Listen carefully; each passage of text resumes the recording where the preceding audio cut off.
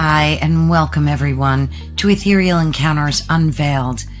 Today we are broadcasting live on the United Public Radio Network and the UFO Paranormal Radio Network, 105.3 on the Gulf Coast and 107.7 FM in beautiful New Orleans. Hello, everyone on this wonderful Friday. I'll bet a lot of you are very happy that the weekend is approaching. Well, today I'm super excited about this topic. It's one of my favorites. And thank you again for joining us at Ethereal Encounters Unveiled. And of course, we are broadcasting live, as you just heard, on the United Public Radio Network and the UFO Paranormal Radio Network. So much thanks to them. Please be sure and join us in one of the various chat rooms to connect with our guests today. You can ask any question you like. We love hearing from you as always. So I want to get into this topic a little bit first before we introduce our guests. And of course, it's called Embracing the Dark, why shadow work is the key to real transformation. Now, darkness gets a bad reputation, from childhood stories to modern self-help slogans. We're taught to chase the light and avoid the shadows, as if the difficult, messy, uncomfortable parts of ourselves are things to hide, suppress, or outrun. But human psychology isn't that simple, as you know. The parts that we push away don't disappear. They wait quietly in the background, shaping our reactions, our fears, and sometimes even the direction of our lives. That idea sits at the heart of a concept introduced by the pioneering psychologist Carl Jung. Jung believed that every person carries a shadow or a hidden aspect of our personalities that we've rejected, denied, or buried over time. And here's the fascinating twist. Those hidden pieces aren't just sources of pain or conflict. They can also contain creativity, strength, intuition, and untapped personal power. So today we're exploring what it really means to face the hidden parts of ourselves, not to fear them, but to understand them, not to fight them, but to integrate them. And because many thinkers believe that real transformation doesn't happen by pretending the darkness isn't there, it happens when we're willing to walk into it with honesty and courage. So, of course, we're going to talk about shadow work and the psychology behind it, and how embracing the dark corners of our inner world can lead to deeper healing, self-knowledge, and genuine change. And of course, joining us for this powerful conversation is our guest, Kellyanne Street. She is the author of Embrace the Dark. It's a book that explores how confronting and integrating the shadow can lead to profound healing, self-discovery, and personal transformation. It was an excellent read, took notes, great book to use as a reference. So, of course, let's bring her on stage, and we're so honored to have you, Kelly. So nice to meet you. Yes, thank you so much for having me. And everything you just said, I couldn't agree with more. And Oh, the fact that we might be able to get some questions from people and interaction, yes. please send them. I would love it. Oh, brilliant. Let me get your banner running up here so folks can know where to find you. And of course, it's as easy as kellyanstreet.com, correct? Yes. Yep. That will take you to me. Great. We'll take a look at your website too and give folks a little tour later. So we're going to say hello to some folks. Ian, always a blessing to see you. And of course, Heidi, my star sister. Love and blessings to you. And she says good day to you as well, Kelly. And we're going to have people filtering in. And of course, we'll say hello to them. So I want to get started by saying, loved your book. It was an excellent read. One of the best things about doing these interviews is meeting people like yourself and reading the books. There's so much knowledge in that book. I was taking notes like crazy. So Oh, great book, great book. So tell us about yourself first and foremost. How did you, oh, here comes Carrie. Hello, dear friend. Good to see you. Um, how did you get started in this particular genre? Like, what has driven you from, your life's work into this? So, give us a little background on yourself. Yeah, thank you. So I think for me, where this really starts is I have been navigating depression since I was a child, or what we think of as depression. Yeah. I kind of come up with this premise in the book that to me, I'm not sure if it's depression or if it's just a need to do shadow work, a dark night of the soul, whatever we want to call it. But in the clinical sense, we would say depression. And so, because I was kind of walking that path throughout childhood, through my teens, through my 20s, and into my 30s, I had to do a lot of work with myself to figure out how do I get out of this, or how do I learn to live with this and integrate it. And Mm, through doing that, I always had this seed in the back of my mind that I was supposed to be a healer or supposed to be someone who helped others or was in service to others. And eventually that led me to the path of becoming a therapist.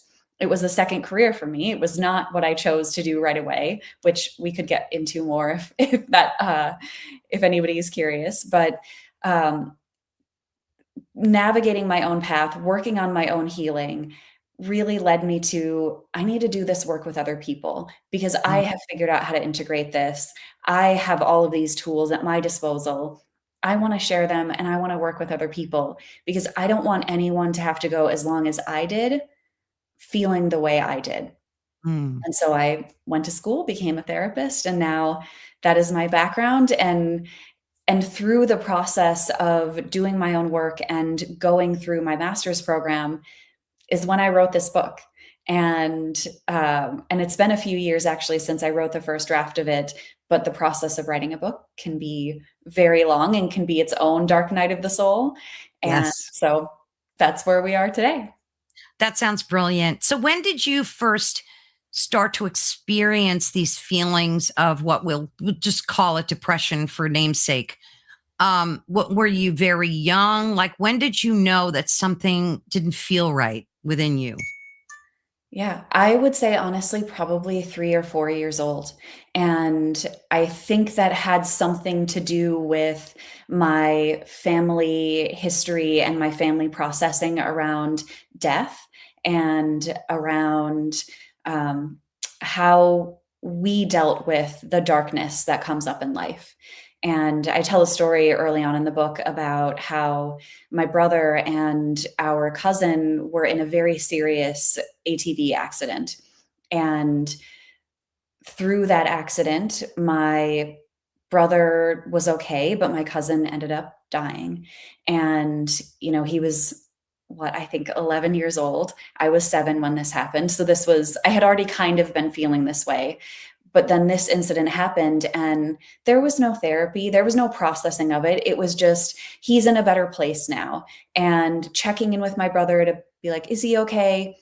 But no real deep work. And then there's me, a 7-year-old, who goes, okay, a child just died. And I've already experienced all of these other deaths of, a 20-year-old cousin, a 4-year-old cousin, and then older people. And so experiencing all of these different deaths in my life as a young kid and going to funerals and not having any way to express the shadow side of that, only bypassing it and going into the traditional kind of evangelical Christian way of thinking of he's in a better place, he's with God now, it's all good. Yeah. Yeah. I think a lot of us grew up with that kind of mentality. Like, even when pets died or were removed from the house, we were told they went to the farm. It's like parents had a very difficult time being, as honest and forthright with their children, Yeah. which is sad, and it does affect us. We have the unconscious, which is so deeply rooted, and all this pain and trauma just sits there, like we said, and it doesn't Yeah. really get processed. So, Yeah. and it's funny too, because I think a lot of people feel sad, and they call it depression, right? I mean, Yeah. you're a therapist, you know. And I think that a lot of that sadness is a good thing to step into and work through, right? And you discovered Mhm. that. So at Yeah. what point did you say, hey, because you mentioned you were always afraid of the dark in your book. So at what point did you say, hey, and how did you discover shadow work? So that's like a two prongs question for you. Yeah. Ooh, that is a big, deep question. How did I discover shadow work? Um, Really, I think just through the course of reading books about psychology, learning about Jung, and where I was really introduced to this concept of embracing the dark was I came across the book Dark Nights of the Soul by Thomas Mm, More, and mhm. not to be confused with the poem Dark Night of the Soul by St. John of the Cross, which is where Thomas More's book came from. But I came across Thomas More's book, and it just broke open something in me of Mhm. this isn't depression. This is something different. This is its own, this is this deep sense of disconnection, of self-abandonment, of melancholia, however you would want to refer to it. But this is something that lives in my soul. It isn't just some chemical misfiring in my brain. This Wow. is sort of a part of who I am. And maybe it can be a strength, maybe it can be a gift or an asset. And so that book really shifted how I looked at both what shadow work was, but also what this sadness and darkness or depression was that I was holding. Wow. Yeah, that's so powerful. You know, and I Mhm. think somebody just made a comment too that I found to really resonate. Ian said, we were on the farm and stuff died all the time. See, and when you grow up with that, you know, and you see that, you see Yeah. chickens die and animals die, it becomes a thing that you are not afraid of. Whereas in your case, in many people others' cases, death is a thing to be taught to be afraid of. How did you equate the darkness though? Like the fear I mean, all kids are Mm. afraid of the dark. You know, and that always interests me. Maybe you can help us clarify that. Like, why is it that children have this innate fear of the darkness? Is it because parents kind of instill that in them, or is it just a quality that we're born with? Ooh, that's a beautiful question. I haven't actually thought about whether we're sort of innate or born with it or whether it's something that comes up. But I will say for me, I think where it stems from, I'm going to talk about something that I don't normally talk about, which is I think that, this I will talk about, but my own personal experience I'll go into is children are just more sensitive to energies. They're more open. They have greater connection to that sort of other realms or other spaces that we don't normally touch into as adults or that we forget to touch Mm, into as adults. And when you're a child and you feel those subtle energies around or you mhm. sense spirits, and you don't have an explanation for it, or you go to your mom or dad or whoever your caretaker is and you say like, there's something in the dark, or there are monsters under my bed, and that gets denied, or that gets pushed aside, or you get told no, that's not real.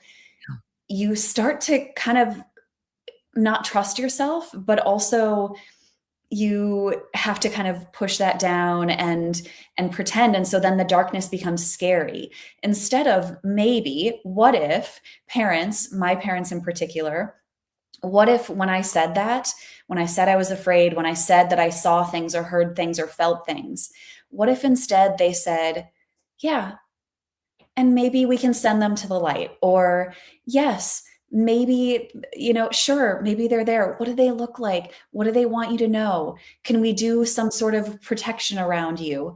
Or can we maybe think maybe they're not that bad or they're not that scary? Because maybe if that had happened, if that was something that we could do for kids, they either wouldn't be afraid of the dark, or they wouldn't have that built sense of shame around Mm. being afraid of the dark. That's so perfectly said. I agree. A little validation goes a long way. And Ian also said environmental, we take cues from our surroundings and our parents. So yeah, that kind of ties into what you just said. And I fully agree with that. And something as an empath, I'm getting that you're an empath. Is that correct? Yeah. Yes. Yeah. Yeah. I kind I'm of not really I'm not like a traditional therapist. Like I talk about the weird woo stuff and good, good. I acknowledge that we have spirit guides, and Oh, when wonderful. I'll be sitting in with a client and we'll be talking about for instance, one of my clients, her dad passed away, and just session after session when we were going through things, I was like, your dad is actually here. I don't know if you feel him. And she was like, yes, I know. And I was like, are you listening to the messages he has for you? Because he's telling you to love yourself a little bit more. He's telling you to forgive yourself, to let this go. And so, yeah, I That's got to brilliant. acknowledge all the things. That is brilliant, Kellyanne, because unfortunately, a lot of the therapists today don't. Well, maybe they are integrating that more into their work, especially because we are going through like a spiritual awakening. So that's brilliant that you're doing that. It is. And speaking of, did you ever have any experiences as a child or an adult that were, as we call, high strangeness or paranormal? Like, do you encounter spirits from beyond, or like how thin is the veil for you in this world? I think for me, I wish it was consistent, but I do feel that it sort of goes in and out. It's something that I'm actually working on, sort of strengthening. I think probably your listeners, we've all kind of been there where we need to strengthen those muscles and get more in touch and have more regular connection. But definitely for me as a child, the veil was very thin. And then I kind of, speaking of shadow work, I pushed it into the dark and didn't acknowledge it for a long time. And then it came back and was like, no, you've got to face this. So I can distinctly remember at least one time as a young child, elementary school age, where I would be in my room, I would be in the dark, and or with a nightlight on, but I would be there and in the middle of the night, and I would just feel that there was something else in the room with me. There was Mm, someone else who was there. And I remember this one in particular where in the corner of my room by the door, there was a young, probably late teen, early 20s, in a black hooded sweatshirt, and they were dripping wet. mm. And someone had recently, unfortunately, gone off the road near our home Oh, and um, died in a car crash in the swamp that was near our house. And I know it was that person. I know it yeah. was them visiting me, and it wasn't until years later that I actually was working with a coach to kind of process some things and get in touch with more of my intuitive side again. Mm, And that memory came up. I had not recalled it for decades, and that memory came up again. And I told her about it, and we sent him to the light and let him move wonderful. on because he was still kind of stuck in between the realms. Wonderful. That is such a blessing to be able see, they see the light and they come to it. Yeah. So, obviously he was attracted to your light and came to you for help. So what you did for him was absolutely beautiful. Wow. That is powerful. Yeah. Yeah. I love that. That is Yeah, and just powerful. as a kid, I didn't know what to do, and so it Yeah, felt terrifying. It's absolutely. the monsters under the bed scenario. Yeah. It's interesting how the human mind is like this strange little ecosystem, right? Like it grows gardens in the daylight and then it hides these scary, dark forests at night. So, shadow work is basically the practice of like walking into the forest with a flashlight, right? And like instead of pretending it doesn't there, it's not there, right? So you're facing your fears. Now, of course, Yeah. we don't have to get into your deepest fears, but as you were walking through this forest, were you able to like identify particular things in your life that caused your sadness or depression, or was it just like a global awakening for you? Did you find that like every day or every so often you would have these epiphanies? Ooh, I think where it started for me, or where I believe it starts, is really ancestral trauma. That is a big part of the work that I do with others, and the thing that I think we need to be talking about more and more is the things that we carried in from our genetics, and if we also want to add the things that we carry in from our soul, Yeah. and the sort of the woundings that happen over the course of maybe many lifetimes. For me, that is what I believe. Not everybody has to believe Sure. that, but Don't worry, but everybody in here believes that. okay, great, great, perfect. So when you were, a monk in the 1300s, and your brother monk betrayed you in some way or something, boom, there you go, and Exactly. Yeah, soul trauma. And so absolutely. when we have that ancestral trauma that our genetic line passes down, when we have that soul trauma, and then we combine that and we get into this life and we have current lifetime trauma and the things that happen to us, it's just this incredible bing bang boot, like three-way Yes. thing happening, where it's like, all right, here is where the sadness comes from. And so for me, I can track a lot of it in my ancestral line. I've also done a lot of work to track it in my soul line. But when I think about my parents, my grandparents, my great grandparents, I can see these traumas that were passed down. And for instance, my dad's mom's mom, as far back as I know, and probably further back, carries the seed of anxiety and worry. And that's just how we described it. It was just like, oh, great grandma is a worrier, grandma is a worrier, my dad is a worrier. And then there I am, being a Exactly. worrier and being anxious about all of these things that Yeah. maybe are real, maybe are not real. Gosh, I want you for my therapist. That's it. Oh, thanks, Caroline. You're it. Carrie makes a very profound statement. She said that was her Mhm. awakening that she had to face. She was completely traumatized being a survivor of ritual abuse. Good Lord, Carrie, I've heard you say that before, and it's so heartbreaking. And then she Yeah. said that is the next level. Nobody can understand unless they witness it. And that's so true. That Mhm. is so true. Yeah, it absolutely Good is. Lord. And I'm glad that we also, I think, on a bigger scale, are talking about spiritual trauma again. That is a big topic that comes up, because it is things like that. I think for me, one of the most difficult happenings, difficult traumas to work through is spiritual trauma, because Yeah. it's this connection with God, universe, consciousness, whatever, some that thing that we can't name, or maybe do have a name for, that is bigger than ourselves. And when that connection gets wounded and hurt, Yeah. oh, I it's know. so deep.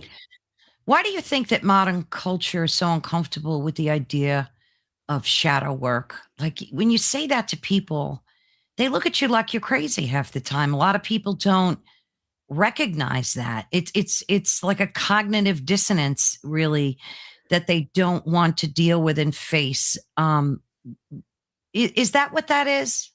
Which is the shadow. Isn't that so funny? Isn't that the meta there is like, oh, they almost go blank, cognitive dissonance, or dissociate from it, and it's like, because that's the shadow. They're afraid of Right, facing it. right. And yeah, it is this thing where culturally we are afraid of discomfort. We are taught to, or told that we should seek the things that are easy or comfortable, or conversely, we no pain, no gain. Yeah, And we have this really distorted sense of what that means. And I think also, like, shadow work, it is ethereal, it is ephemeral. You can't know it until you know it. And so that sense of unknown, it's like, what is waiting in the dark? What is hiding in the closet? What is under my bed? All of that just Mm, is because it's intangible. We don't know it until we know. yeah. We become afraid of it, or we just go, well, if I don't know that it's there, I don't want to know.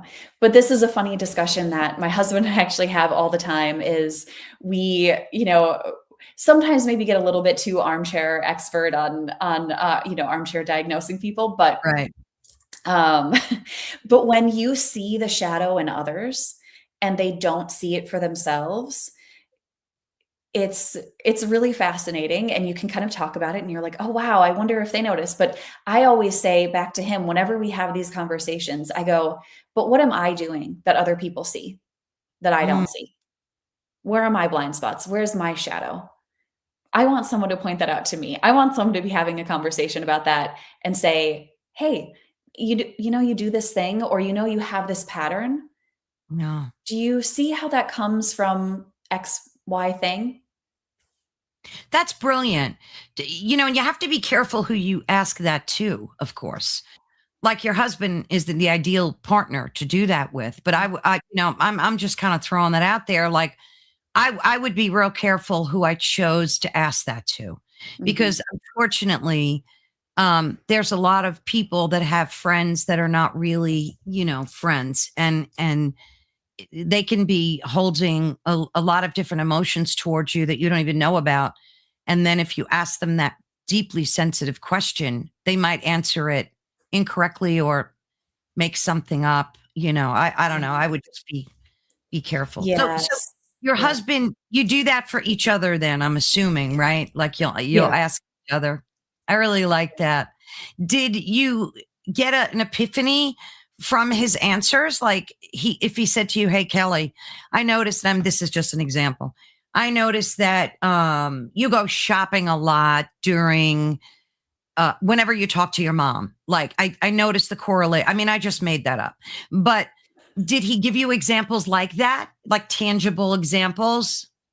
Yeah, absolutely. He does. When there's something that has come up recently of, um, I don't share about this in the book, kind of purposely, but I share about the first part of my struggles, but I don't share about the outcome, which is I had 10 years of infertility that I was working through, and lots of ups and downs with that. And um, I did have an ending that, generally, uh, people would think of as the happy ending, is I did end up having a baby. And so Oh, I'm in my postpartum phase. And through that, I have had a lot of anxieties come up. And my husband really clearly was able to track where one of them comes from ancestral trauma, and the other one was a blind spot of this sort of twisted relationship that was showing up for me, and what motherhood is, or what it means to be a mother, to be connected.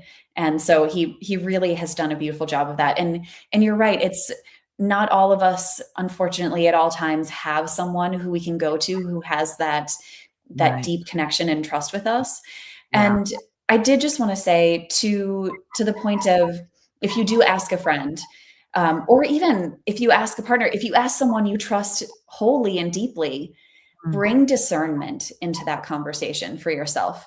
Because just because they know you well, or may see things that you don't see, you have to know within yourself and feel in your core that it is true for you. Because there are definitely times or things that my husband will say of, "Hey, I actually think this is connected to this," or dot to dot. And I'll say, that doesn't feel true for me. mm, Or there's a part of this that does feel true, but I think some of that is your stuff. yeah. And we can have this dialogue. And again, there's a lot of trust there, but really internal trust, that discernment with yourself of, do I know, does this hit, or does it not? That's a brilliant statement, because just because someone says it to you doesn't mean you need to validate that either. Or maybe it is his stuff and he's kind of just projecting that unknowingly onto you. It could Mhm. very well be, right? So that those are all such awesome points. And Ian said you're super lucky to have such an awesome husband. True, true, true. Yeah, I Yeah. am, thank you, and you know what? It took the second time to get it right. Hey, as long as you get it right, right? Yeah. Absolutely. Yeah. Yeah. I mean, I was blessed. My husband unfortunately passed away 4 years ago during the whole COVID nightmare. And I was married at the time for 45 years. I met him when I was 18. So we had a really blessed relationship and marriage with two beautiful children. Mhm. And I miss that connection so much. Just being able to, it's interesting how, like, people will give you that feedback without even, people that love you will give you that feedback without even knowing that they're really doing that. Like, my husband would tell me things not knowing anything about shadow work, and he would intuitively know, hey, I noticed this about you, what's happening? Or, so that's a great thing to have someone in your life like that as well, where they can just intuitively like pick those things up. I don't know if parents are so good at doing that. I don't know, because I think as parents, and you would know now, we have this protective mode that we're always in. And we always, like, even my kids are grown ass kids now with kids of their own. And I am still of that mentality where all I want to do is protect them. Like, so I'm Yeah. always like, the first thing out of my mouth would be to tell them to be careful. Don't do that. Don't go there. So I don't know if parents would be the greatest resource. I think a husband or a best friend would probably, I'm just saying, I think, yeah, soulmates do rock. Yeah. Yeah. And, if we're lucky, we find them, right? Right. So, how does emotions like anger, jealousy, resentment play into shadow work? Because you can't get mad at yourself, right? I mean, we do, but you're not supposed to, right? Get mad at yourself when you are doing shadow work. How does a person work through that, Kelly? Ooh, I love these shadow emotions, anger, jealousy, shame. Almost perversely, I really just love them because I think they are so, that's where the gold is. That's where if you can sit with anger, if you can sit with jealousy or shame, you can really do some big, deep stuff. And so, okay, how do you hold anger, not be angry at yourself? I don't know, I would say I think it's okay to be angry at yourself sometimes. I think it's Mm, okay to feel into that and to know that and to process and accept it. And one of the ways that I love working with shadow emotions is journaling with them or journaling to them, is writing out of, if I write from this angry aspect of myself, from this angry part of myself, or this shame, like if I just only go from that, what do I want to say to myself? What do I need to get out? How do I feel? And mm, just dialoguing. And you can either write back and forth or you can just let that part of you monologue. God, And if you yeah. can do that and just free and let it flow, you will get to some really beautiful emotion that's underneath. Because, as we say in kind of the therapy world, is anger, guilt, shame, jealousy, those emotions are sort of the secondary emotions. There Mm, is something hiding underneath them. And I both love that, and also I think it can diminish how powerful particularly anger can be. But it is yeah. true that underneath anger there is often sadness, there is often grief, there Oh, is yeah. often, shame, something else that's kind of hiding under it. Gosh, that's so true. And that's why I love this topic, because, well, like, when I saw your name on the list from Llewellyn, God bless them, they're such a wonderful group. Yeah. I knew, I said, oh gosh, I got to talk to her, because I really want people to be able to look within and heal themselves. And we can all do it. They just need to know the hows. And that's why your book was so brilliant, because you've got little exercises in there, questions to ask yourself. perfect for journaling, write those Yeah. questions down and just have like a face to face with your own face, and just go for it.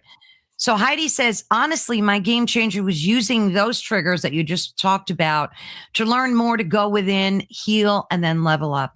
And the interesting thing is, I don't think, and correct me, please, if we're ever healed. I don't think we ever stop the journey, right, Kellyanne? Tell us about that. How does that work for you on a day to day? Yeah, we don't ever stop. This whole thing called life, and then whatever we wanna believe is beyond or what comes next. It's Yeah. all that is the beautiful part of the process, and it's also the hard part, it's the painful. It's why it does end up feeling dark sometimes, is that we come back to it. And so one of the things I talk about in the book is the idea that healing or that life is a spiral, and Mm, we are, there's, I think The Spiral Dance by Starhawk is a book that a lot of people are familiar with. And in that book, which is where I kind of came up with this, or came to that concept of the spiral, is this idea of life is a spiral. And either we're working down into a spiral or we're working up into a spiral. You can mhm. think about it either way. But that as we go around the spiral of life, we hit the same wounds again and again and again. And Yeah. so it's both from what I've seen of others, but also my innate belief is that we each have 2 to 4 kind of core wounds that we come into a life with. Yeah. And throughout our life, we just sort of, you know, go around and we hit 1, 2. So it's like, okay, romantic relationships are going to be hard in this lifetime, or Yeah. money is going to be hard in this lifetime.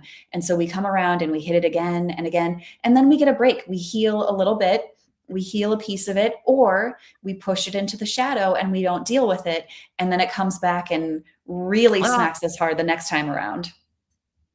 But we go around and around and it gets a little bit easier. Like Heidi was saying, going into those triggers, it gets just a little bit easier every time we go around the spiral. yeah, I think it does. It kind of like morphs into something else that you have to deal with. That's why I love your analogy of a spiral, because it really is exactly that. You're going up through it or down through it. And this is so true as well. Heidi said she used to think that crying, sad crying, anger was low vibration, but they're absolutely releases, right? Yeah.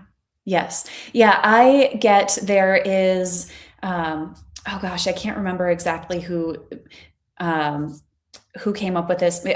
Was it Esther Abraham Hicks? I think maybe Ah, this, the emotional ladder, and anger is down at the bottom. right. They're like, oh, this is the level of, you get to, joy or Mhm. happiness or whatever at the very top. And I take a lot of, um, I get really frustrated with that view of how emotions are. I don't think we should rank them. I don't think that they're low vibration or high vibration. They just are. It's kind of like the idea of the light versus the dark. Maybe the dark doesn't have to be evil or bad or scary. Maybe it just is. Yeah. Gosh, that's so true. And it's so interesting to watch, like, people on social media. I notice that when it comes to regulating emotions, you've got a group of people that don't know how to do that at all. They're on there screaming and yelling and crying and having meltdown after meltdown. And then they feel the need to share it with the world. So these people really need to do some shadow work. Maybe that is their shadow work. I don't know. I just find it so interesting because I grew up with the internet and the evolution of it. And I never saw stuff like that back in the day. It's just so amazing. I don't know. Is that shadow work where you're just getting on social media and screaming and yelling it out? Like, what is that? Maybe as you were saying that, a thing I was thinking of is that feels like there's a really young child inside of them that Right. didn't get validated, that did not, maybe when they cried as a kid. I mean, it could be twofold. Ooh, it could be that on one end of the spectrum, their parents or caregivers, their attachment did not acknowledge their pain. but it Ah, could be all the way on the other side of it, where the only time they ever got attention was when they cried or they were in pain. right. That's an excellent point. Like the kid in the grocery store. You see some parents right away, as soon as the kid starts screaming and throwing a tantrum, right, they give in. And Mhm. some parents ignore it. So it's such a, people think parenting, just have a kid. Oh, it doesn't come with a manual. It's so difficult. It's so, speaking of kids, there's my daughter calling me. Um, it just is. It's a process that, when you want to take what you've learned and you think is good and then transmute that onto your own children. But sometimes that doesn't always work, right? Because you're still working through your stuff. So Mhm. how do we Yeah. protect our kids from that? I mean, I the long and the short answer is we don't. yeah, There and yet there's nuance to that. So we do have to own what is our stuff. So I think when you were saying earlier that maybe a parent isn't the best one to point out that shadow for their child, right. is yeah, because often we will layer our own stuff onto our children. Yes, And some of absolutely. that is natural because, they're especially if they are genetic. This can also be non-genetic, it's just I have a very wide belief of what parenting and family is because I also have a stepchild, and Ah, that I have been her mother since she was 4 years old. So um and so for me, like, I put my own stuff on her all the time too, and I'm not her biological mom. right. And so we have this tendency to we because when you love someone, like, you feel, especially a child, like, you feel the pain that they feel, and so you have a Yes, tendency to layer your stuff onto them. And so if you can, in the moment, try to separate your pain from their pain and right. just be there with their pain. That is Yes, one way to not do it. But the other part of it is that we kind of can't prevent our children from going through difficult scenarios or having difficult things happen to them because they also have to experience adversity. And that exactly. is because the things that we go through in life, the hard things, that is what teaches us. That is what helps us to grow. Oh, That is God, what yeah. makes us, strong, resilient. That is Yeah, what teaches us who we are at our core. yeah. That And is so why so would true. you want to prevent your child from getting their heart broken? Because in Right. the moment, yes, painful, it hurts. And you know what? Maybe them getting their heart broken taught them to trust themselves. Absolutely. Brilliant. So true. And I think one of the other best things we can do as parents for our kids is to apologize to them when we've accidentally said something or done something that, we shouldn't have impulsively, maybe in the moment. Because if a kid sees you apologize, they realize your vulnerability. They know that, hey, wow, this is amazing that my parent just actually apologized to me. And I think that's a beautiful lesson too, right there. Yeah, and just repair. That is Yeah. something that is so important to learn in relational dynamics, is how to repair from ruptures that happen. Oh, I mean, just yeah, I see the comment there. Yeah, yeah. Yeah, there's so many awesome comments. Don't forget you can ask Kellyanne questions, of course. She'd love to answer them. Um, what do you think unresolved shadow works does to a relationship? All I see is people breaking up. Like it's all over social media. Women just have had it with men, it seems. I'm just seeing it. Because we all doom scroll. And I'm looking at these girls and I'm like, why can't they make their relationship work? And they've got a litany of reasons of things that the guy did, and the guy's got a litany of reasons what she did. It seems like it's harder for people to be in relationships. Why is that? Yeah, I attribute a lot of things to this, but I think it's a blessing and a curse that we have this all of this information available to us now, all of these options. Our world is so big and wide now compared to what it used to be. Yes. And that comes with some really beautiful gifts of, we're able to do this here, Caroline, like we're able to have these people, commenting. That's beautiful, that's incredible. Yeah. And also, it means that I think we're less tolerant of things that upset us or hurt us. And I think that is really the shadow of what is happening in therapy and psychology right now. Is there's a whole big shadow side to, we expect everyone to be sort of perfect. We Yeah. expect everyone to be fixed, and we don't really give a lot of latitude for other people to grow or be healing or doing their own work. Sorry, people are just popping in, and I always like to say hi to them. That is so very true, and I think that that's a very good observation to make. And it just, and again, that's why I love doing these videos, because I hope that people realize the importance of doing shadow work and how important that is. So when you do your shadow work, do you get up in the day and go, okay, I have to do shadow work, and sit down with intention? Or do you do it when you feel compelled to do it? Both. Yeah. Sometimes you do have to schedule it. Sometimes I do have to say, I really feel like I need to address this or work on this. And so I do. So I'll set aside time to journal or do breath work or work with plant medicines or whatever it is. I have that time where I set aside, and I'm very consciously choosing it. Yeah. And then other times, honestly, it will come up for me a lot when I am riding my Peloton and doing a workout, is I will have something come up in me that I need to process. And so I will cry or scream it out or rage it out by working out really hard. And then I've physically, somatically processed through my body what that thing was. And it came as a surprise. Do you find that your triggers have been greatly reduced since doing shadow work? Like things that would trigger you normally, how do you deal with them? Are they less for you now, or were you not really a person that got triggered much?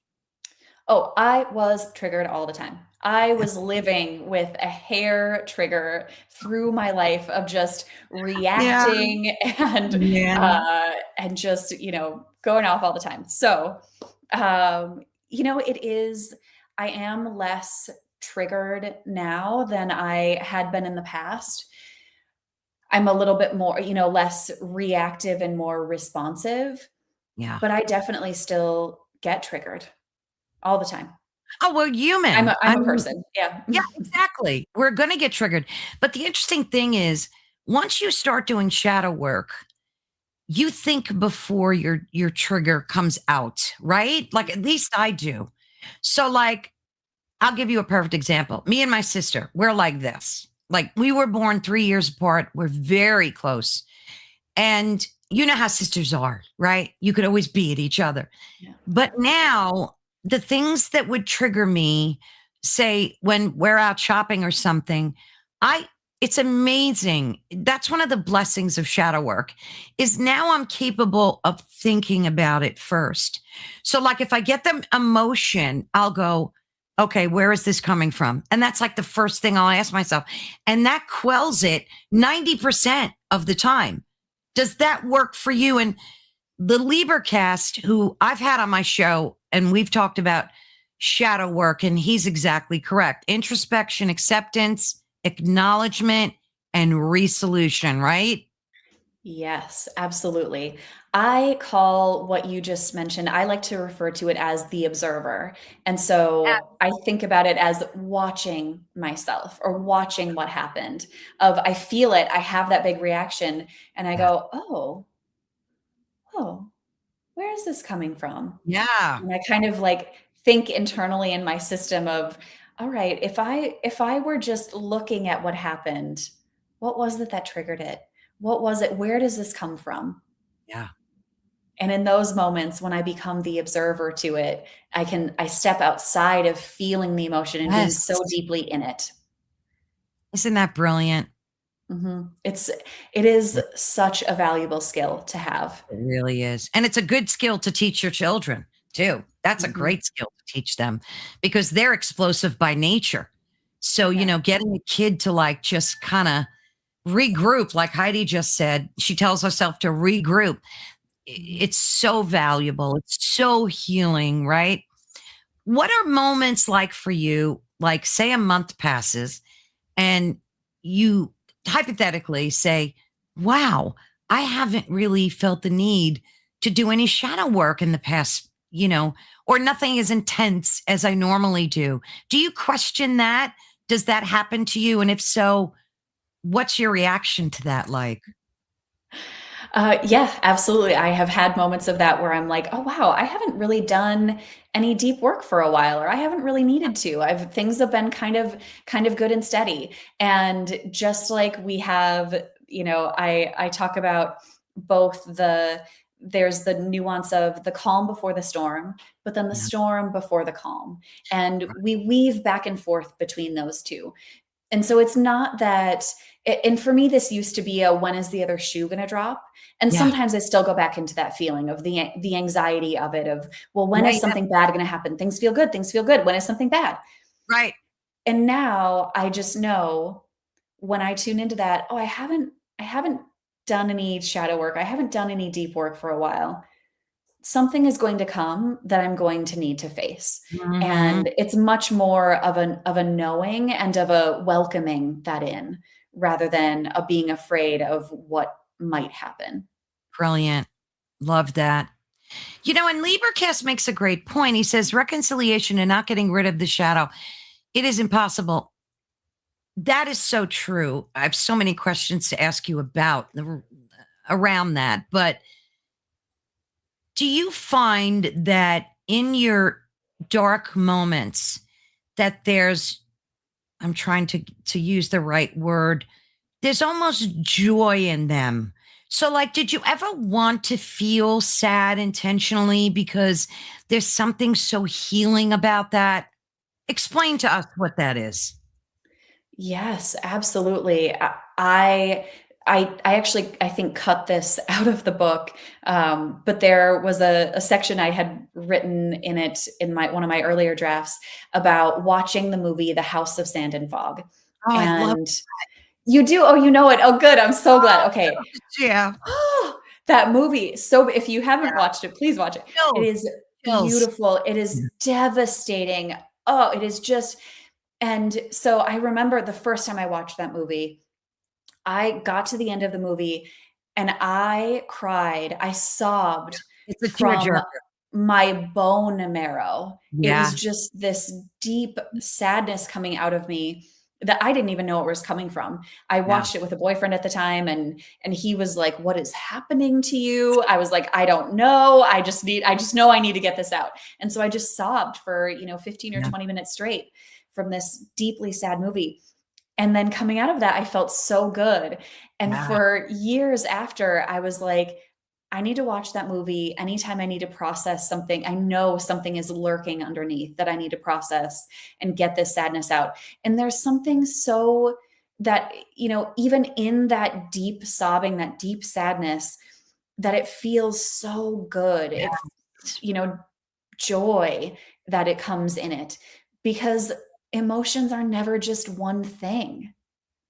Yeah. They're never just one flavor or one color or one experience. It's the classic kids movie or now classic.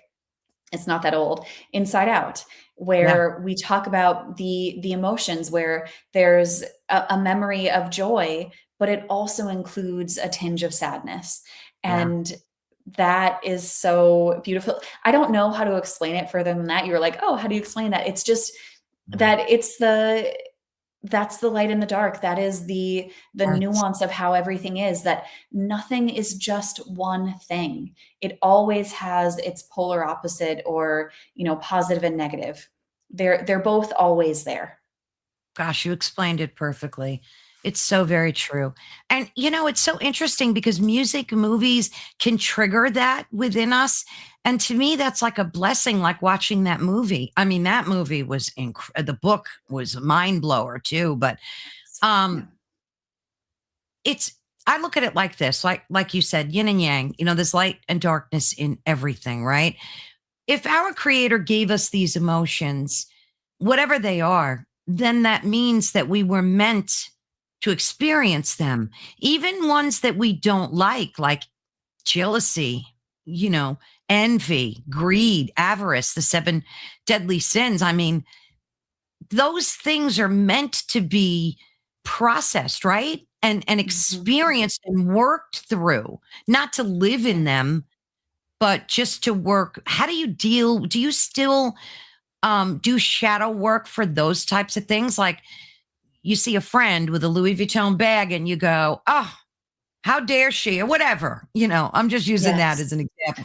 But do you ever get those moments where you still find yourself in those human emotions that you're like, why am I feeling this way? And then you have to work through that, right? Yeah, of course, absolutely. There is I think I have 2 things that come to mind for this. One is jealousy, and the other is, about gluttony, since you mentioned the 7 deadly sins. And on the jealousy front, I think one of the things that I see people do is hate follow on social media. And Yeah. I had this one come up for me where I was following this woman originally going, oh, I like her message. I like what she does. And it turned into a little bit of jealousy. And then it started to turn darker and it turned into envy. And then eventually I was like, oh, I can't believe her. I can't believe people like her, her following. She's so fake. She's so this. And I was like, oh, I am hate following this woman. That is what is going on? What am I really feeling? And what I was really feeling when I did shadow work around it was that I was seeing her living completely authentically, confidently, believing everything that she says, which can have some danger to it. But really, truly, I was seeing how fully she was living as herself. And I was not able to do that. And so it made me hate her. Wow. First of all, that's so brave to even talk about. So commend you on that, because a lot of people wouldn't admit that. And I think it's a brave and beautiful thing. We all do it. Mhm. Every human on the planet does that. And you're right. It's so important to look at and do work around that alone. And that's just one example of so many. Yeah. Yeah. So, So on the gluttony side yeah. of things, this is one where it's actually like a really, I think, a really beautiful form of shadow work, which is that I have struggled with disordered body image and eating Mhm. disorders for most of my life. I am 39 now and went through periods where I was almost hospitalized and Oh, just geez. really dark places there. And one of the things that happens when you get pregnant and are growing a life inside of you is that you have to eat and your body changes, and that can be a really dissociating experience. Luckily for me, I actually didn't. I really took that in, and it Wow. wasn't as hard for me. But coming out of that pregnancy and going into breastfeeding, you get hungry all the time and you're constantly hungry, you're constantly thirsty, Sure. eating all the time, at least I was. And the the way that I was able to actually heal and work on those parts of myself that had the disordered eating and the disordered body image Mm, through pregnancy and into this phase of my life where I'm like just constantly eating hungry all the time is so beautiful, where instead of me going, oh, my body doesn't look the way it used to, this is bad, I'm eating all the time, yeah. I'm going to get, I'm all of those thoughts that used to go through my head, now I'm seeing them in a totally different way. And Mm, I'm in this phase of, I am pretty gluttonous, and yet I'm like, yep, I got to feed my body because I got to feed this baby. And I'm just doing this thing. And it really has shifted the perspective. So it took something that was in the shadow for me that I really struggled with still, and then brought it to the light. that's a beautiful example. Thank I you. mean, the work that you're doing for yourself is amazing. And I'm seeing all these experiences help all of your clients in your practice too, because there's nothing more real than experiencing that yourself. So many therapists, they learn things in a book, and then they try to help people, and it's like crickets. There's no helping them, but experiencing them like you did and are brilliant, Kellyanne. Perfect. I mean, what Thank you. would be your first, like, what advice would you give to someone who's afraid to do shadow works and look at the darker parts of their personality? Like, where do they begin? Yeah, I always begin with people from a place of how can you build self-compassion and self-trust? Because Mm, that is where you need to be. You need to have even just a drop of self-compassion and self-trust to be able to go into the shadow. Because I think why people are most for most people, the reason they're afraid of going into the dark and doing shadow work is mhm, that they are afraid they are broken. They are afraid that that's all that exists is the dark or is the shadow, or that they won't be able to get out of it.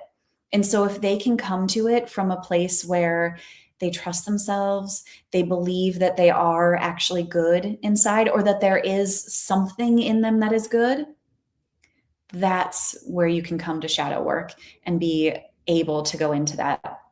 I have one client that I think of who I've been lucky to work with her for a few years now, and we have worked so hard on getting to a place where there's even I think I think we got to like there's a thimbleful of a belief in her that she is good, that she has goodness. And once we got to that, she was able to let a little bit more light in, a little bit more light in, and then start to work into the dark because she was so afraid before that if she looked at the things that were hard or the sort of mhm. so-called negative aspects of herself, that that's all she would see. And that's all she was seeing. Conversely, when you Sure. think that there's only the dark there, you're only That's going to all see you're the going to dark. see. Yeah, because your Yeah. brain will look for the things that you keep telling it, right? Our Yes. brains are designed that way. So if you keep, Yes. crap talking yourself, your brain's going to turn that into your reality, right? Mhm. Yes. Yeah. Yeah, I actually one of the things I like to work with people to start to build that self-compassion is we talk about like mantras or affirmations that you can say. Yeah. If we don't work with an affirmation that we can actually believe is true, it's not going to help. It's not going to work. So you have to start with an affirmation or a mantra that you can actually believe is possible. So if you try to go to an affirmation of every morning like I love myself, and then that little Mm, voice goes, "No you don't," or "But you're unlovable." ooh, yeah. What good is that going to do? So you have to start with something like something small that you like about yourself, not even necessarily saying I like myself, but I like that I'm a good friend, or I like that I'm Oh, a I good love that. accountant. Some Yeah. small little thing that you build on from there. I love that. I once spoke to more than once. I had this uh, very famous psychologist on named Jerry Marzinski, and he worked in a psych ward for decades. And long story short, during his tenure, he discovered early on that schizophrenics experience those voices and they were demonic. A lot of them, like a huge percentage of them, were truly demonic forces. We know that they exist in the dark. That's a great place for them to hide. And they are there. He had to do his work in the shadows because the medical community rejected that premise, of course, and he had to work with them, secretly to try to help them resolve that. I mean, yes, there are schizophrenics that are absolutely diagnosed schizophrenia, but like I said, a large portion of them were experiencing these demonic forces. Now, in the darkness, while we do need to integrate it, how do you deal with the concept, Kelly, that there are these demonics that hide in the shadows and they try to eat our loosh, as it's so called, because that's what they thrive off of, our energy, right? So, how do you deal with that? Firstly, do you deal with that? Do you ever think of that when you're dealing with the shadow? Yes, I deal with that a little bit. I don't in my practice I don't tend to work with schizophrenia or any of those, more intensive personality disorders. But um, how I deal with that is I am trained in internal family systems therapy. Mhm. I don't know if you're familiar with I've that heard model, or if the term. anybody is. But the way we think about with internal family systems therapy, the internal family system comes from this idea that inside of us, we all have a variety of aspects or parts. And, this, they call them parts, but I will sometimes say aspects. And so we have all these aspects, but sometimes a part of us can look like something that is us, but Mhm. really it is an unattached burden, is what they call it. Or some people Ooh, would say that it's a demonic spirit. ooh, I Yeah. like. Yeah. So unattached burden is something that kind of gloms onto us. And how I will work with that when it comes up is I just try to you try to figure out, is this you can even ask it, and usually when you ask an unattached burden, are you this person? Are you a Mhm. part of them? Or did you come from something outside of them? Are you from something else? Usually they will be honest and they will respond. They'll say, no, I came from Cheryl's grandmother, or Wow. no, I came from outside of her. I wanted to be near her. I wanted to be part of her. I wanted her light. Something like that, they will say. And through the course of that, you can almost do a sort of a therapeutic exorcism of sorts. Yeah. And you figure out how to detach that spirit or that entity, that energy, from the person's energy. And I will be honest that that is a skill level that I am only at the very baby phase of.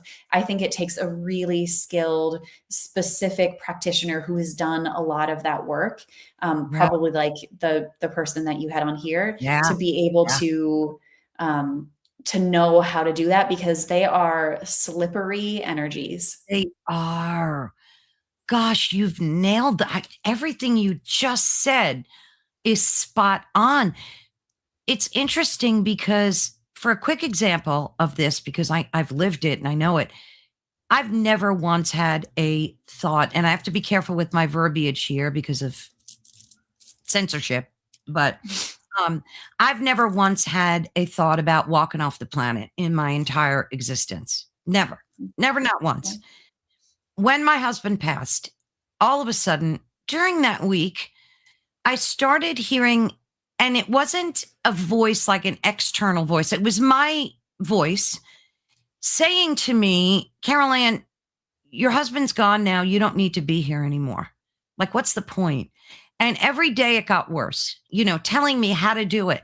Well, I could just do this and that. And your kids will be fine. Like talking me into it, Kellyanne.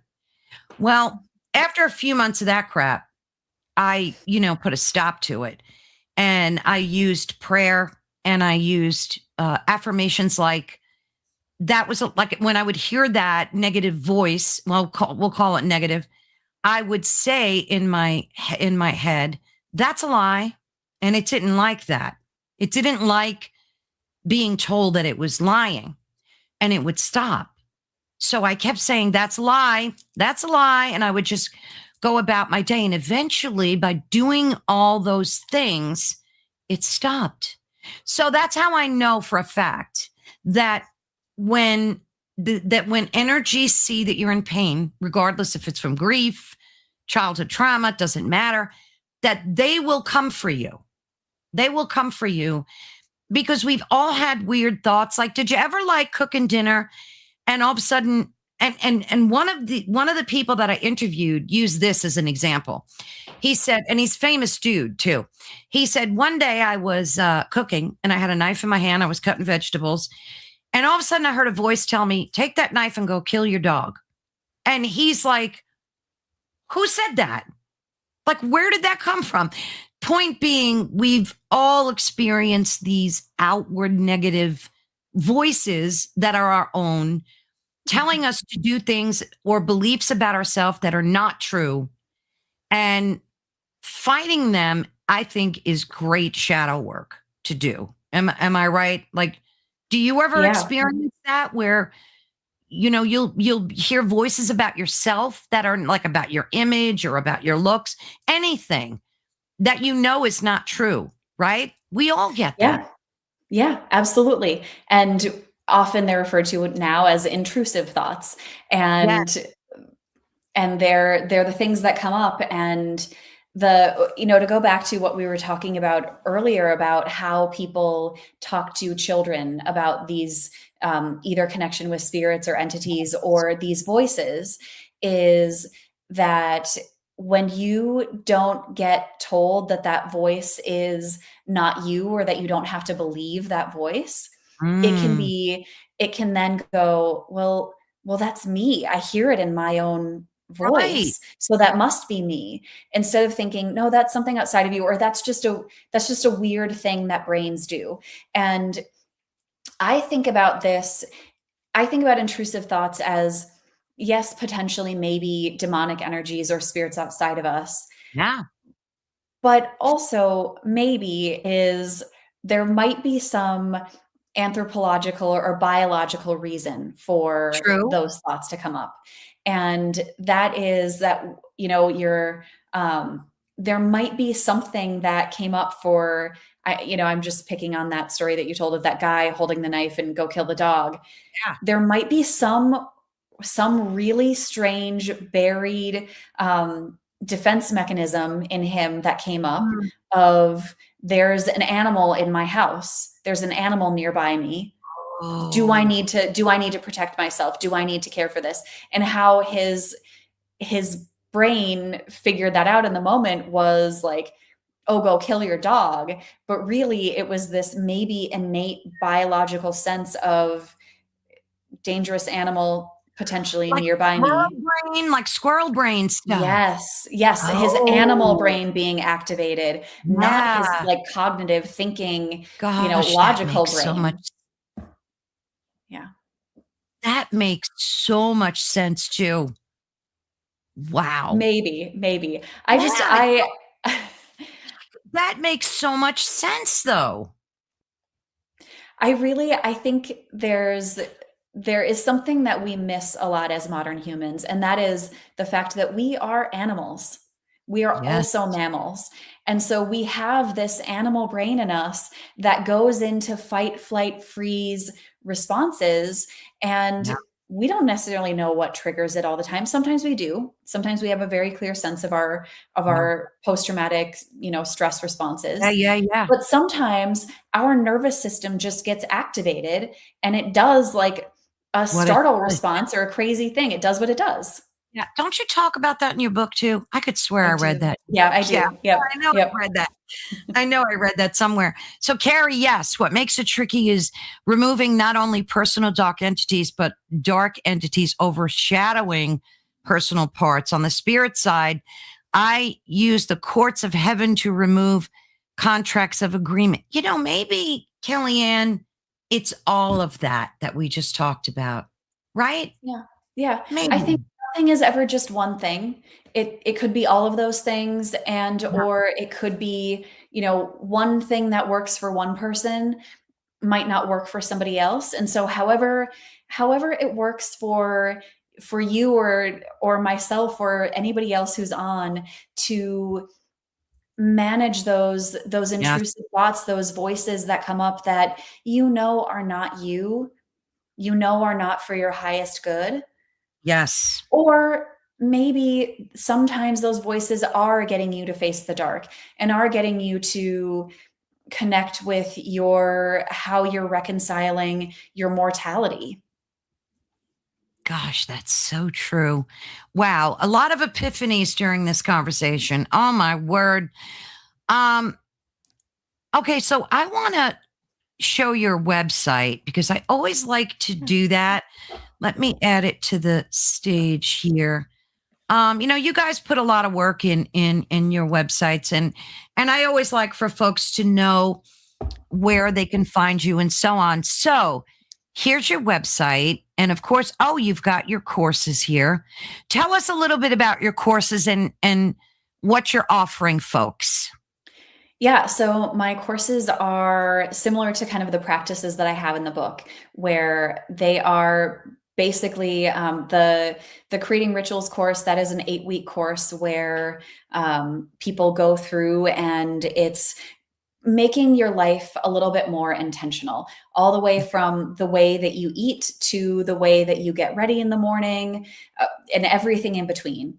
And it's just creating all of these, practicing for 8 weeks every day straight, practicing one small 5 to 15 minute little thing that you can do to make your life more intentional on a daily basis. And then Plan, Manifest, Grow.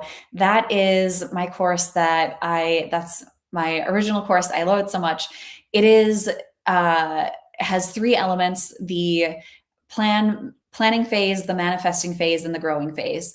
And so the growing phase happens first. Maybe I just liked the way those words flowed, so I put it that way. But the Yeah. growing phase is getting to know yourself on a really deep level. What are your values? Where have Mhm. you been? Who are you? Manifesting, what do you want to create for your future? What do you want to create in the next 10 years, 5 years, 3 years, 1 year? And then plan is where I help walk people through how to take the person they've been and who they Mm. want to become, and then actually put into action what they can do over the next 90 days and then year to get some things accomplished. And that course, Plan, Manifest, Grow, comes Yeah. from the work that I did before I went into becoming a therapist, which was, I was in marketing, but I was also in business leadership.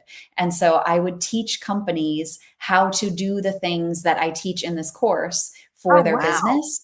And then I went, why aren't we all doing this for ourselves in our life? Like, Yeah. why aren't we figuring out our core values? Why aren't we planning out what happens in the next year? And so on. Wow. Now, do you do this through Zoom? Like, is it a group that you have of people, or is it a one-on-one thing? Like, how does that work? Yeah, these courses are, people go at their own pace. They do them on their own. And so that is challenging for people to keep up with it sometimes. I think you have to then be responsible for your own work and your own healing. But I do check in with people over email when they buy Oh, one of my that's good. courses. I'll say, "Hey, I noticed that you've only done the first week, or you haven't started the course yet. Do you need any help?" And but it's kind of a nice way for people to, who are self-motivated and who do have good practices about doing these things on their own, for them to add something new in, or just kind of shake up the routines that they do Yeah, in their yeah. daily life. Because sometimes people like to do things on their own. They don't Yeah. want to like be rushed into like a Zoom meeting and have to take Mm. notes in a hurry. So I would be one that would appreciate courses like that I could do self-paced and nobody bothering me. And Yeah. so that's brilliant. That's wonderful. Now, what else do you have going on here? Yeah. So Um, I have also my practices on that tab. I have some free meditations that people can just oh, how download nice. and do some meditations. And I'll be adding some more in the next few months here. But That's yeah, so so lovely. yeah. So you've got inner child journey, to Mhm. the river meditation, meet your spirit animal. I'm going to do those. Wandering along the path. So, what are those? Are those videos or how do they work? Just audio. So you add it to your cart, and then once you check out, which they're free, you don't have to pay anything. It's just how you get it. It will automatically get sent to you, the audio for it, and then it's yours to keep. Wonderful. Now, do you meditate every day yourself? Is that something you practice every day? Um, Now that I have a new little baby, I will be honest, I do not meditate every day, but it is something that I'm starting to get back into, and was something that I did do every day. Was I would do some journaling, I would do some breath work or meditation, and then I also move my body every day. Because for me, one of the ways that I process a lot of emotion for myself is through my body and through movement, whether it's a Yes, walk or yes, it's full so on important. exercise or yoga, just doing something. I love your little shop here too with your Thank you. bracelets and things. Look at how lovely your candles. Oh, I love that shirt. Happy Rebel. That is so cute. And then of course you have a YouTube channel and a podcast, right? Or is that Yes. one and the same? Um, yeah, one and the same. And I do have some different things that end up going up on YouTube, but usually I record my podcasts as me talking just like this, and so you can either watch them or just listen. And podcast has been on a hiatus for about 6 months, and will be coming back soon. Well, yeah, And because you've been oh, go busy ahead. with the baby. No, I was going to say Yes. you've been busy with the baby, so that's understandable. So go ahead. You were saying? Yeah, and I was going to say that obviously here we have the book page, and so hopefully people will check that out. And print book is available April 8th. The audiobook will be coming soon. I'm finishing recording that. So if you like the sound of my voice, or if you just like audiobooks, that will be available soon. And if you buy the book, there is a link in the book, and will also be, of course, told in the audiobook, to a hidden page that gives you all of the practices that I put in the book. I made worksheets and meditations for them. And so you will be able to get all of those for free That's when you get the book. wonderful. Yeah. Jeez, that's wonderful. Okay, and again, that's the website for folks that are listening. You can I think you said they both kind of intertwine, embrace the dark and Mhm. the light.com and kellyanstreet.com, correct? Yeah. Yep. They go to the same place. So whether it's my name or Embrace the Dark and the Light, you'll get there. Brilliant. And like I said, I love your book. I took down so many notes because I love your exercises and I have a journal sitting behind me and that's going to be a great motivator to like write those prompts down and like kind of force myself to start journaling more. And that's one of the reasons I love your book too because you made it easy. The prompts are right there. Like Yeah. yeah, Yeah. terrific. You have to make it easy, because as simple as it is to think about doing these things of like, oh yeah, just journal for 5 or 10 minutes every day. People Yes. we are busy, life gets in the way, life interrupts us. And so if you can make it simple, if you can just do a few minutes a day, one question a day from the book, start small, start simple, just do Yes. that. Yeah, don't overwhelm yourself. You Yeah. know, and it's funny because like at night, I find for me, like I'll take my journal into bed while I'm watching TV and then I'll, sit there quietly. I'll put the TV on mute and that environment just of being relaxed is good for me. Some people journal early in the morning. You got to do what works for you, right? Mhm. Yeah, I have historically been a 5:30 to 6:30 AM Oh, journaling wow. person, and I love it's funny how I used to be afraid of the dark, and now I love the dark early mornings. Oh, But, beautiful. just there's something about that. The house is quiet, it's dark, I light a candle, I journal, and I just create space for myself and kind of unload anything I'm carrying to have the day start off new and fresh and open. I love that. And now with the baby, you have to do it while the baby's napping, right? Like that's going to be Yeah. your prime time. Yeah, haven't figured that out yet. We're not on a schedule. He's 3 months old. We'll get there, Oh, but yeah, you'll get there. Absolutely. So, what are you working on now? I know you've got the baby, but in your head, do you have anything like another book that you're looking to write, or what's going on up there? yeah, so I am just getting back into my one-on-one work with people in the next couple of weeks. So that will be step one, along with bringing this book out into the world. But I am starting to outline book number two and Wonderful. go from there. And I'm very excited about that. It will definitely be kind of a sequel to this book. Brilliant. Yeah, I could see where, like a part two would be perfect to follow Mhm. right through because you're learning too as you're, evolving. And I bet you're taking notes like crazy too, right? Jotting stuff down, getting Yeah, it all absolutely. ready. Then Yeah, both the notes app on my phone, and then I have an outline that I'm starting to work on for book yeah, number 2. So yeah. Great. very, very It's excited for been that. such a blessing speaking with you today. The 90 minutes shot by so fast. It's It did. crazy. It did. But we've Yep. learned so much, Kellyanne. Blessings to you for helping people heal. You're really doing, what you're destined to do. Like you said, your life's work. And I can't recommend your book any more than I have already. It's truly brilliant.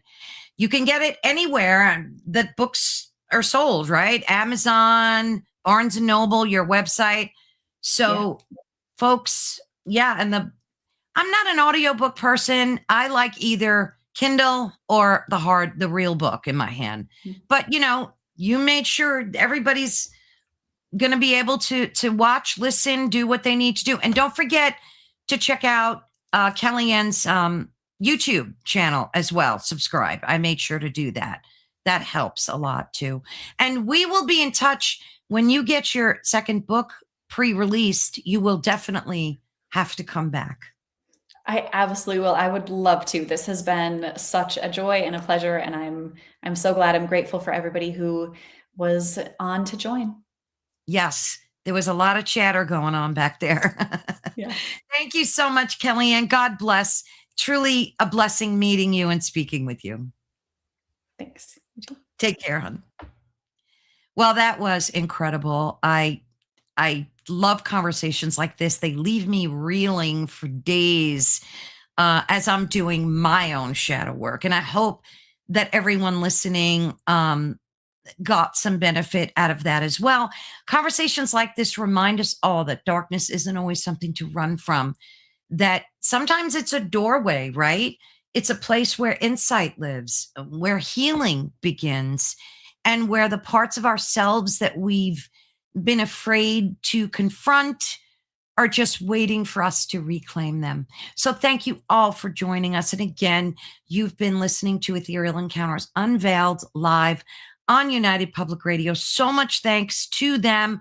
And of course, you can find them everywhere. We stream on every social media platform, including Roku. And you can also find us on FM at 105.3 on the Gulf Coast and 107.7 FM in beautiful New Orleans. So thank you all. I love you all in the chat. You guys rock all the time. Thank you to each and every one of you. Your comments truly make my day. God bless. Have a wonderful weekend, and I will see you guys next Wednesday. Take care. Bye bye.